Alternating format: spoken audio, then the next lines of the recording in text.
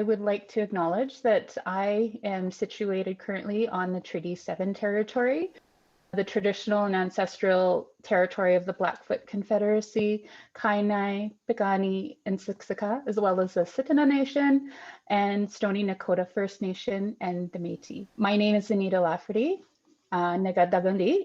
I am of Cree and Dene descent and a member of the Enoch First Nation, and welcome. Thank you for having me, Shelley.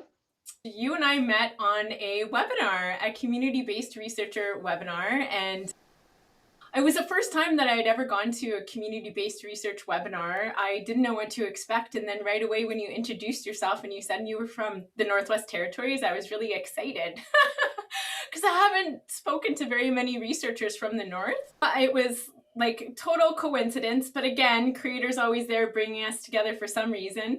And then we had a conversation a couple weeks ago, and then I just asked you if you wanted to be interviewed for this, because it was just it's a casual coffee conversation, and you were totally game for it. So thank you so much. I'm really excited to have a talk with someone from the North, because there's just that connection there immediately when you understand what it's like to be from the North. You sent me along some photos, and so right now I'm just gonna share some photos and you can explain them for the audience. This is our first photo, and so let's talk about what this photo represents. When I think about this photo, it's a beautiful photo. The Dene Nation had done a study, a mapping study, quite a few years back, and I came across this photo, and it's about the traditional trails of our ancestors.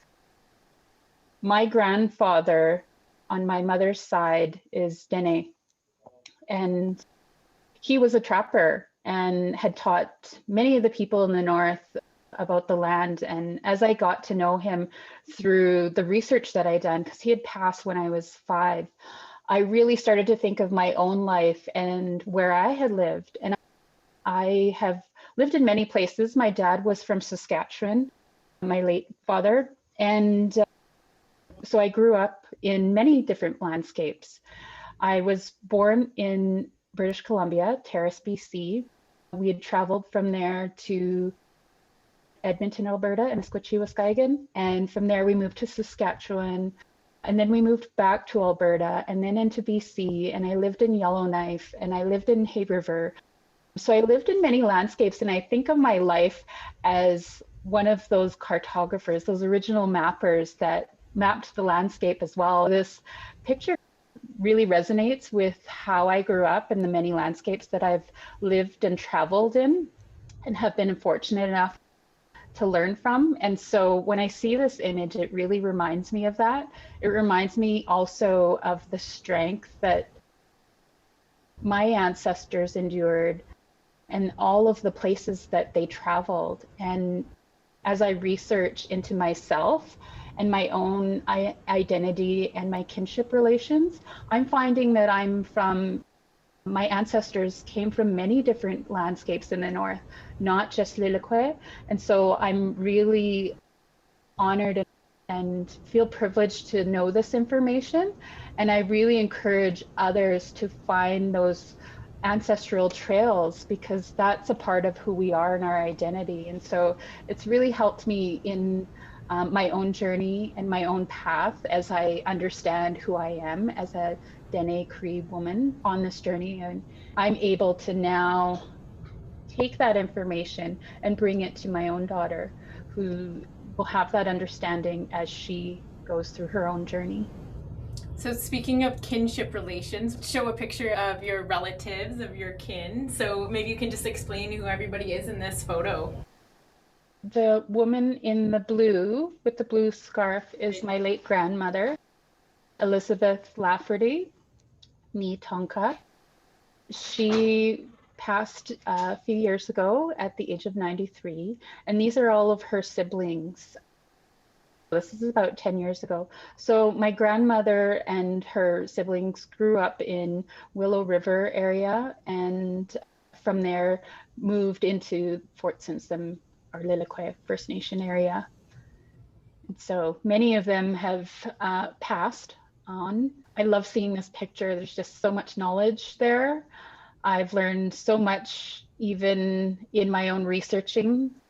and speaking with my relatives about the stories that I wasn't aware of until recently. The beauty of research is that when you get to explore your own past, then you get to hear all these stories that would never naturally come up in a conversation, I think. So let's talk about this photo.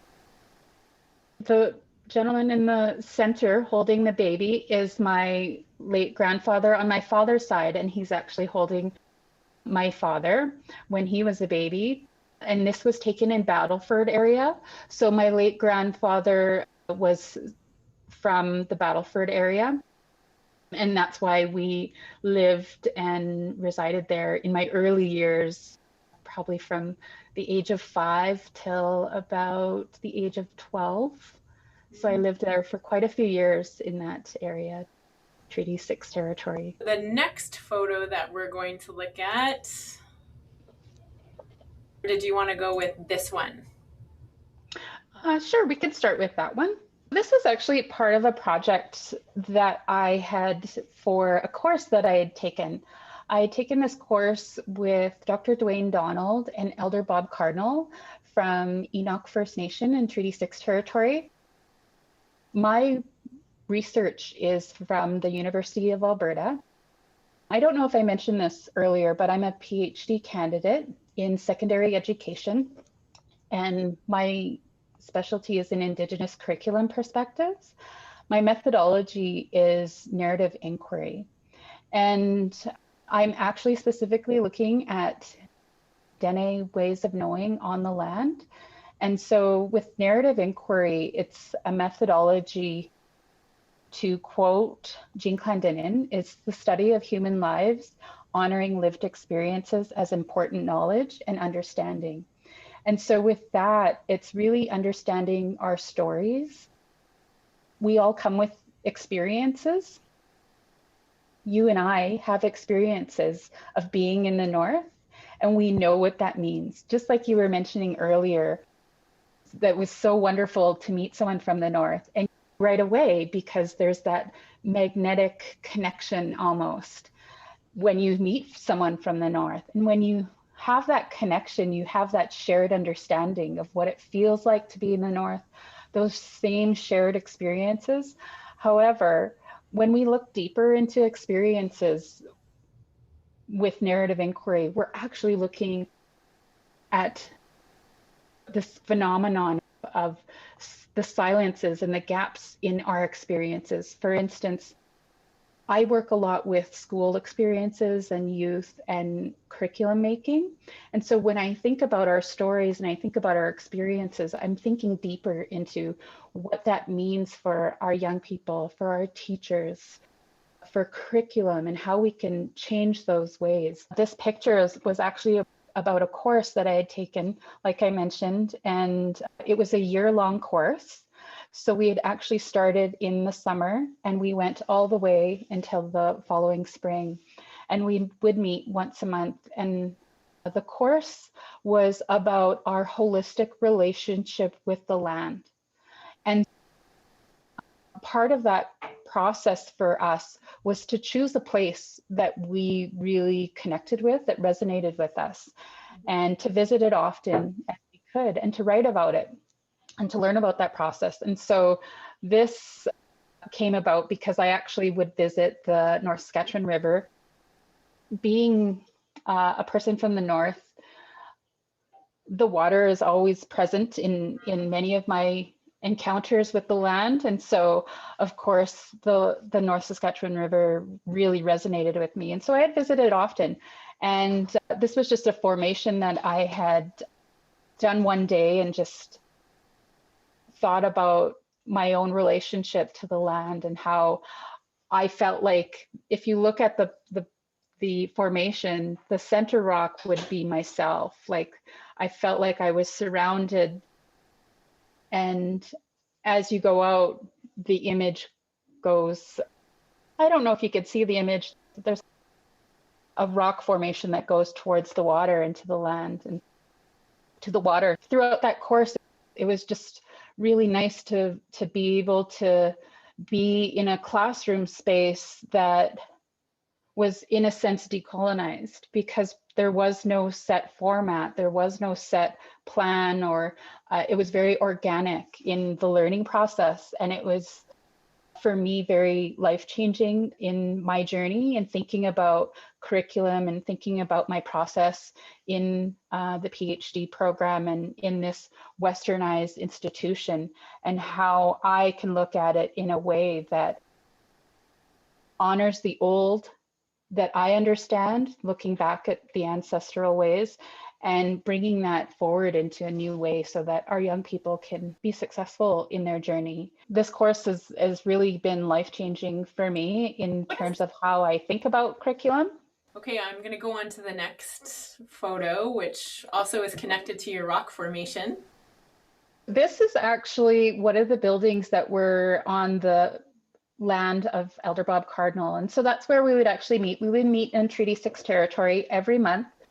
As we went through the course, the building was still there and present. As the seasons changed, so did my perceptions and perspectives of curriculum and everything. And you actually see that teaching shift, that learning shift as you notice the landscape. Maybe you could just give like a more concrete example of how, when you started that course, what season it was and what you thought, and then as you progressed on your journey in that course, how your perception shifted because it was tied to nature and the land. First of all, I guess it was really important for me to take this course because it really helped me in my process.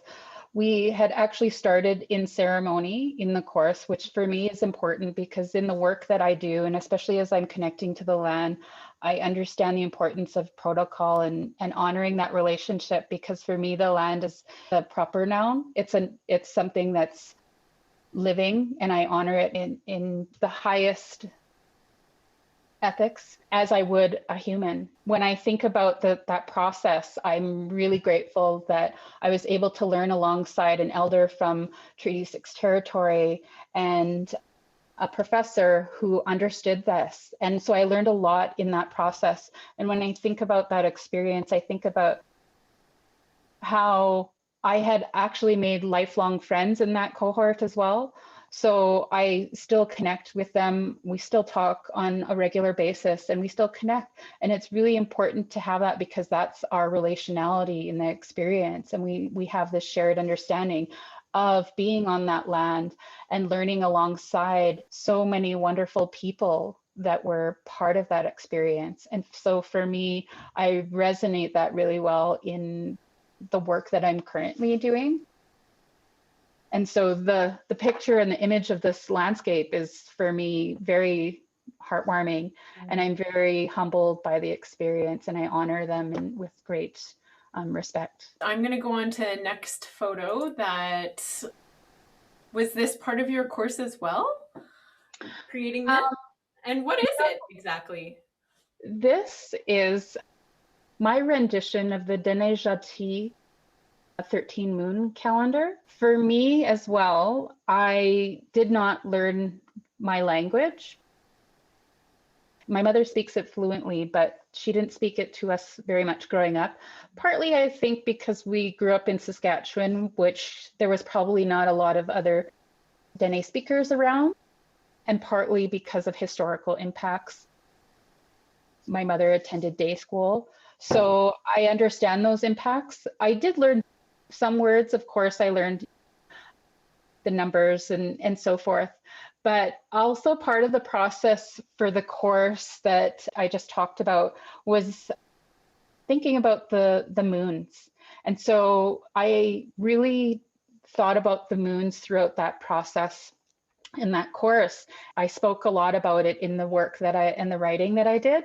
And as I'm learning and relearning the Dene Zhatie language, for me, using art and using that creative part of who I am and exercising new gifts that I didn't know that I had, such as painting, was something that I'm learning. And so this was a really good way for me to actually learn it and see it. And so it actually is up here on my wall right now. Yeah. And so now when I think about the moons in the calendar year, We are so used to the Gregorian calendar that I started to think and shift my thinking and decolonize in a sense and start to think in Dene. And in that way, I'm looking at the moon calendar in a different way.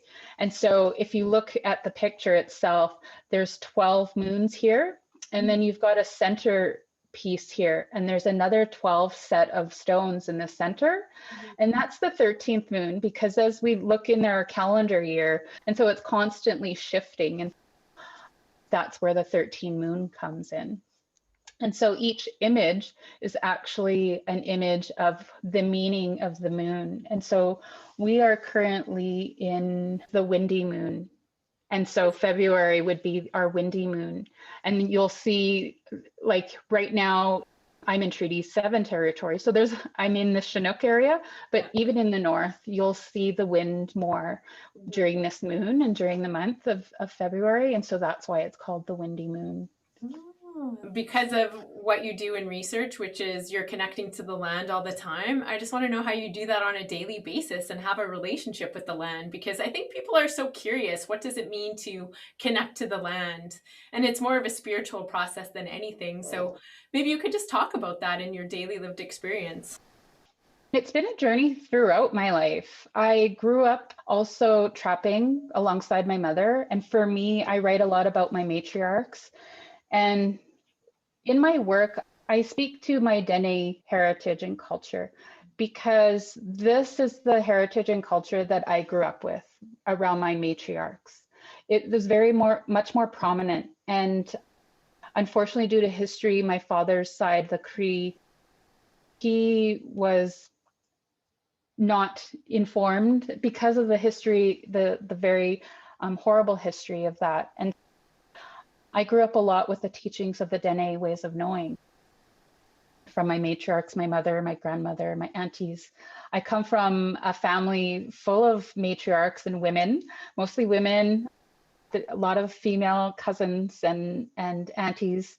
And so I had a lot of teachings from that side. And so in the work that I do, I honor that in the way that I know. That's why I'm focused mostly on Dene ways of knowing. And so I speak to that importance of matriarch knowledge. And for me, being on the land has been healing. It has been a healing process for me, a healing journey. I am an intergenerational survivor, and I understand what that means. And for me, going back to the land has been a healing process. If you've ever studied or heard or learned about attachment theory, I see it in that way. Our history has created this space for us in our generation, and even my mother's generation. There's this disconnect with the land and our relationship with it. And so we've got this either anxious attachment or a fear attachment almost. There's a fear. I was once shared by an elder in the north about her own relationship with the land and how that has shifted, and it really resonated with me. We are taught almost to fear the land in a way that we can't be out there on our own, because of course we have to be in relation with all animals and all things around us, the bears, the other animals that are out there, the plants and everything. She was sharing a story with me once that she used to be afraid to be on the land by herself because of that fear that was instilled. And it really resonated with me because I felt that too. When I'm on the land, of course, I'm scared of the bears. I'm scared of these other things that are around, and you're scared to be in that moment on the land. She said it took her a long time for her to be on the land by herself and to be present in that moment and not to fear, but to live with the land in harmony. And for me, that's part of the healing process. And so I too take those steps in order for me to be with the land in harmony as well, and not to be fearful of it. And so I'm healing my relationship with the land as it was as my ancestors were. So when I go back and look at that photo of my ancestors' trails, I see that there was no fear when they were on the land. My grandfather used to be on trapping on the land all year, except for he would come back in the summer. And so he was out there for that long. My grandmother raised her family on the land, and she would have the children with her. And my auntie shared those experiences of being with her out on the trap line too. And there was no fear there. They were always prepared and always ready. And so when I think about that relationship, I'm healing that process so that I have a secure attachment with the land again. And so part of that process is not only understanding and learning the language and learning the language of the land, where the language is rooted, but learning to live in harmony, having that secure attachment again, and really thinking about it in a way that also includes curriculum, because I am an educator. And so when I think about those experiences, the school experiences of when I would take my students out onto the land, I think about it in more depth of how I can connect our young people into those spaces and how we can start to shift curriculum into ways that were meant to be when the treaties were signed, were meant to be long ago, where our young people learned from the land so much. In the North, we do that more often because we come from small communities and they're very rural. And so there is a deeper connection there, but I also see that shift changing in our education system with more land-based programs coming forward.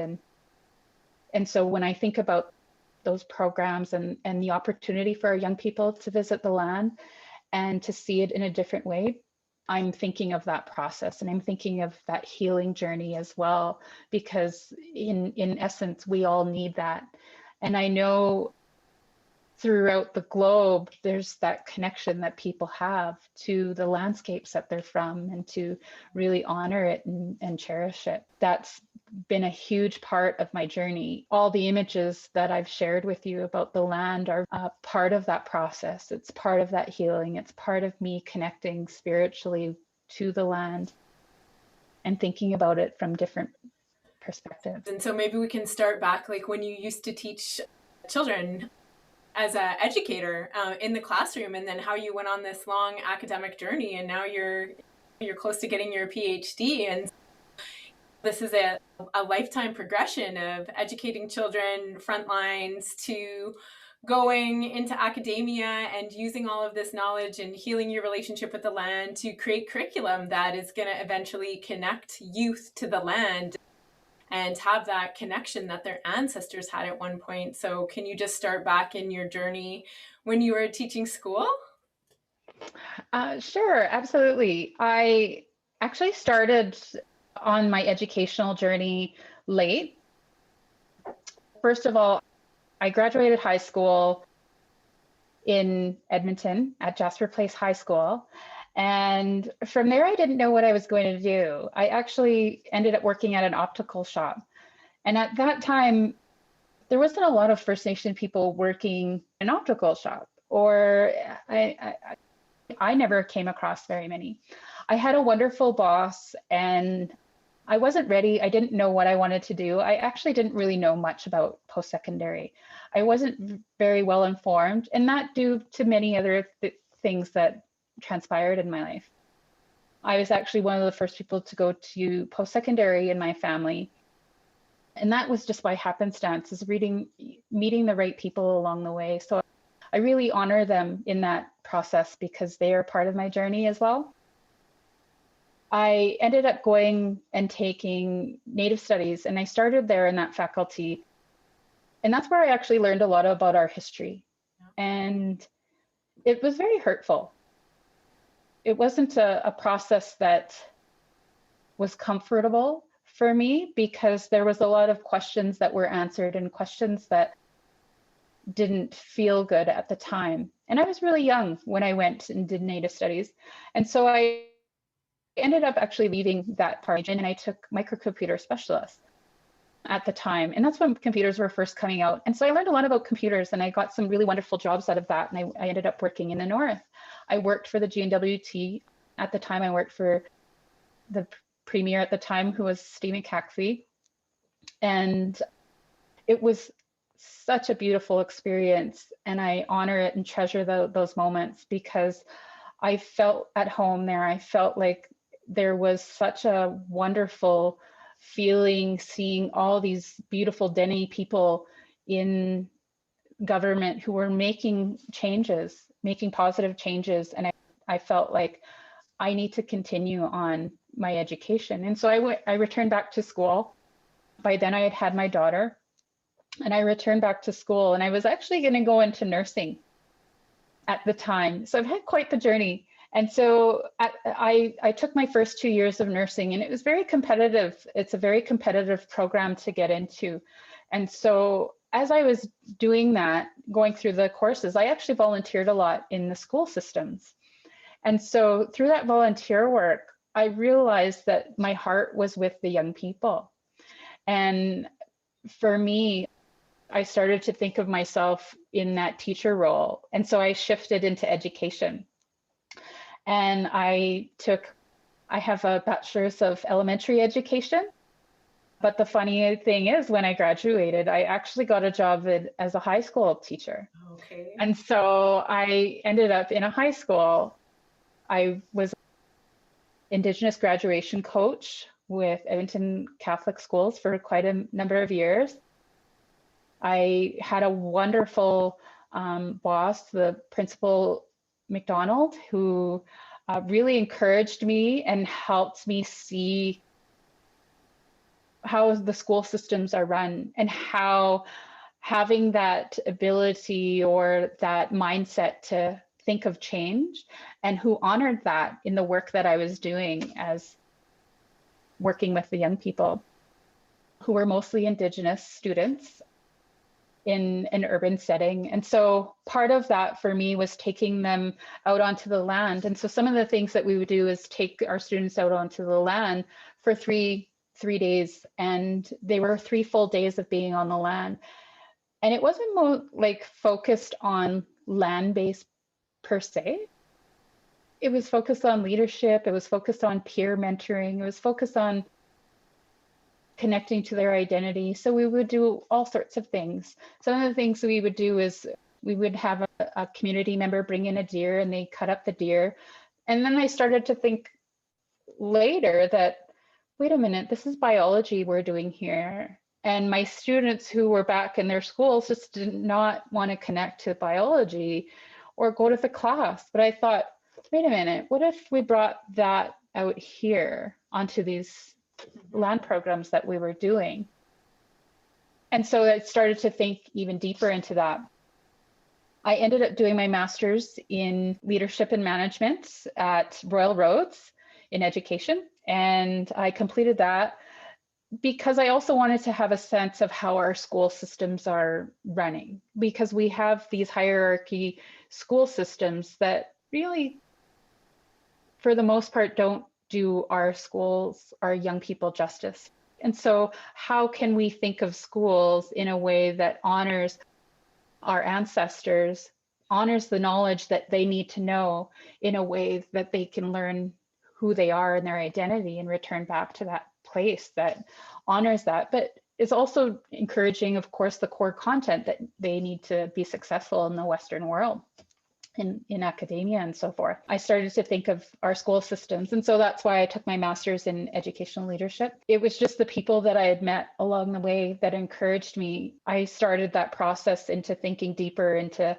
how can I start to change a system from a wider aspect, because I was at a school, and of course I can change a school, one school, but how can I change it wider and so impact more people along the way? I started to think of my PhD, and it started in 2016, and I'm now I see the end of the light here at my journey. So it's been a process. It's been a long process, a beautiful process, I must say. I've met some wonderful teachers and knowledge keepers along the way who I honor and respect, and so thankful for. Let's talk about what your research is now. Let's get into how all of your life experiences have influenced what you're researching right now and the methodology that you're using to explore this connection to the land for youth and changing curriculum and thinking system level change. The work that I'm doing now, so I'm looking at Dene K'ee, ways of knowing on the land. And for me, as I mentioned earlier, I honor the matriarchs in my family, and so I resonate well with that part of my identity and who I am. My family still resides in the north, and lots of close kinships up there. And so for me, that's important that I honor it in this way. And so the work that I'm doing right now is storing the experiences of Dene on the land. Hearing some of their stories has really helped me in understanding even my own kinships, because I've been able to research deeper into who I am as a Dene, where my family ties come from. And so when I go back to that image of the mapping, that I see many different relations that have expanded throughout. I not only have relatives in the Lelequec, but Toledo, Delaney, and Fort. There's just so many different kinships. And so when I think of that map, I think of all the family kinships.